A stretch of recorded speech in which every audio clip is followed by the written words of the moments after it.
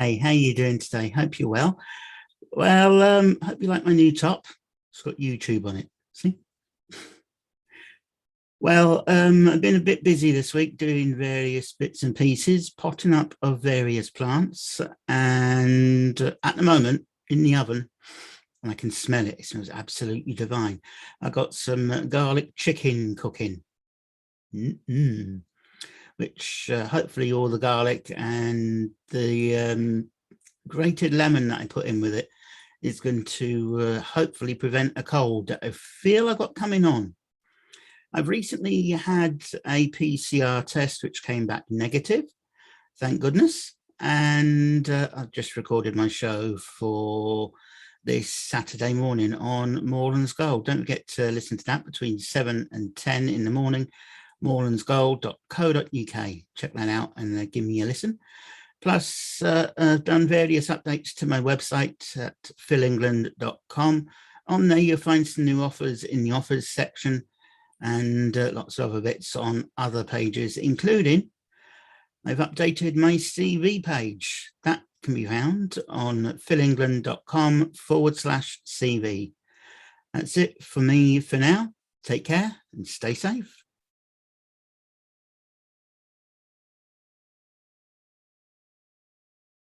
It's easy to overlook these railings on London housing estates, but look out for the weird curve.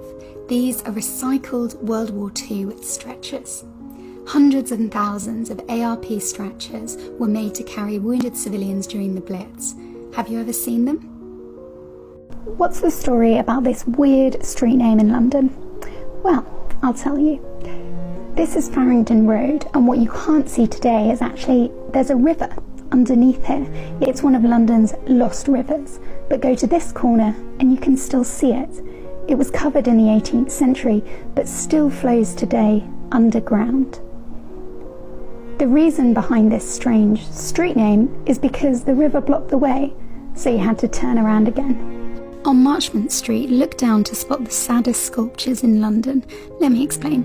A short walk from here is Coram Fields, site of the Foundling Hospital opened in 1741 by Thomas Coram. It was a place where desperate mothers could leave babies that they just couldn't care for, and the original ledge still stands today. Often mothers left tokens so when their children were old enough they could be reunited, but from over 18,000 babies admitted, only 154 were ever reclaimed. The sculptures are an artwork by John Aldous in 2006. Although the Foundling Hospital closed in the 1950s, you can visit the brilliant Foundling Museum with some of the original rooms that tell the story of the hospital. Here's something that you might have never noticed on Tower Bridge.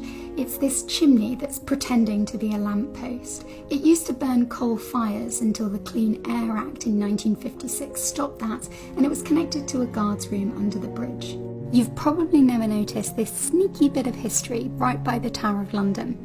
This is a 1920s entrance to what was once the Tower subway. Built in 1868, for a small fee you could sit in a carriage and be pulled by cables under the Thames.